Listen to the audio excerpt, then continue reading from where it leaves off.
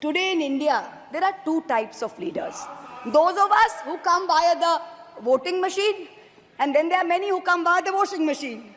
There are still people who say, wait, you don't know Modi ji. Wait 6 months and see. The BJP will get 300 members. To them I say, no, this will not happen this time.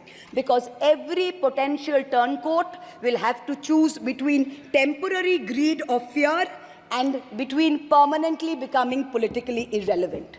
So you can offer you can accept a temporary offer of a ministry, you can accept a temporary settlement of an existing trumped-up CBI or ED case, and you can switch parties. But when you go back to the electorate will punish you. Most turncoats have been punished by the electorate. Also this time, India has very large, solid block components. The Congress has 100 seats.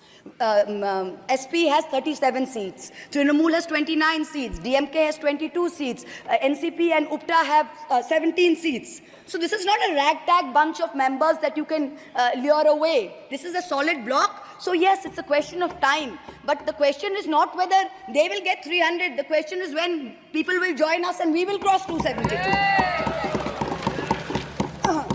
The ruling party's politics have always been along the lines of religious hate and ethnic divisiveness. But even at the height of their power, when they got 303 seats, 1 out of 2 Hindus had not voted for the BJP. This time, even in their core Hindi heartland, their core voters have deserted them. The Muslims in India, over 250 of them, called infiltrators, called terrorists in the land of their birth, waited silently, patiently, and bided their time. And in one voice during this election, in every state, they stood up and they told the government, and I quote the poet Puneet Sharma, "Hindustan se mera seedha rishta hai. Tum kaun ho be? Tum kaun ho be? Kyun batlau tumko kitna gehra hai?" The Dalits, whom the BJP paid lip service to for so many years, realized that even the talk of 400 seats meant that Baba Sahib Ambedkar's constitution was in danger, and they deserted the party. The Marathas, whom the BJP coalition had tried so desperately to woo, realized that their promises were worth nothing. The BJP and its allies lost 7 out of 8 seats in Marathwad. The Jats, the careers of their youth at risk with this ill-conceived Agniveer scheme, their farming livelihoods threatened, their female wrestlers manhandled. They vented their ire at the ballot box. Ultimately, it was the BJP's policies of exclusion, not inclusion. You wanted to exclude everybody, and that was your undoing. You didn't need Muslims. You trampled on Dalits. You ignored farmers. You ignored Jats. You marginalized Kashmiris. Well, they consolidated their voice during this election pan-India, and today they don't need you. That's the message they've given you during this election. ये देश ही अपना हासिल है जहां राम प्रसाद भी बिस्मिल है. मिट्टी को कैसे बांटोगे? सबका ही खून तो शामिल है. That's what they said. You can't divide us. You can't do it anymore.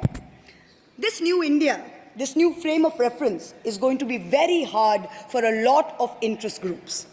Perhaps the first casualty is the legacy media. The Godi media was its own worst victim.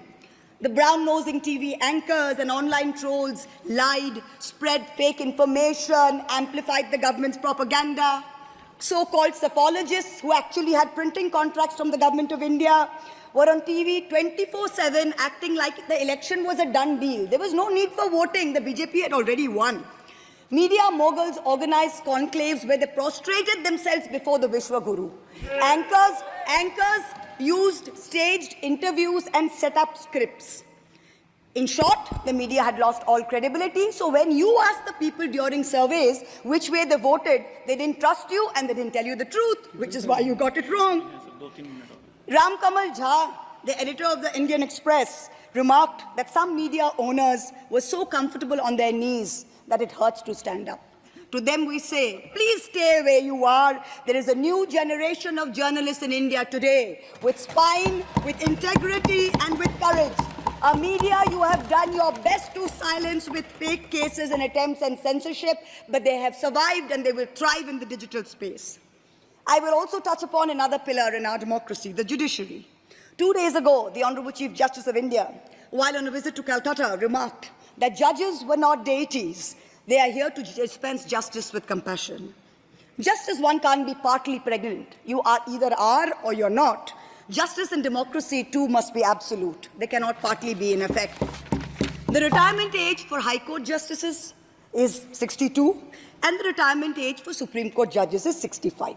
Now, this has unfortunately contributed to High Court judges kowtowing to the Supreme Court Collegium and to the government for a last-minute elevation to be able to serve for 3 more years and then qualify for further sinecures, such as the head of the Lokpal, the head of the National Human Rights Commission, chairman of various tribunals. It has come to such a state that opposition leaders framed in politically motivated cases are denied and bail and denied justice simply because judges are even scared to touch their case for fear of offending the government. Today I say, the poorest people in India who have perhaps the most to lose from offending the government in power, they have shown spine and risen to the occasion. Your lords and ladyships, heed thy inner voice, have a spine, rise to the occasion.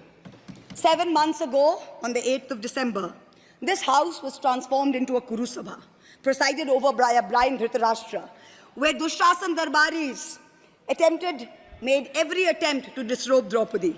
The Ethics Committee that voted to recommend my expulsion on the 9th of November, it voted 6-4, had 10 members and 1 chairperson.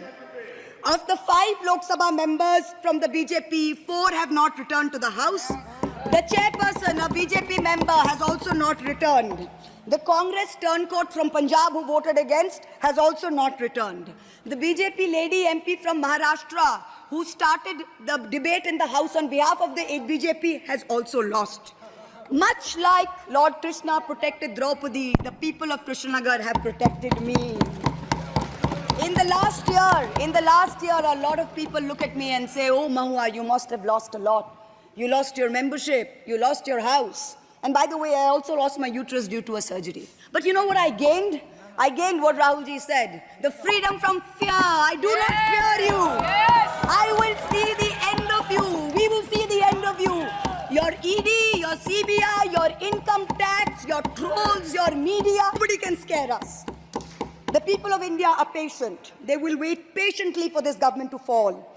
And I hope that whoever writes the next speech for the Honorable President of India will give her the respect and the honor due by not filling it with falsity. This government has dishonored the office of the President by giving her a script that is full of... We wait, and the people of India wait, for the restoration of her honor and for the honor of her august office. It is in this hope that I bow my head to the holiest of our books in its 75th year of adoption.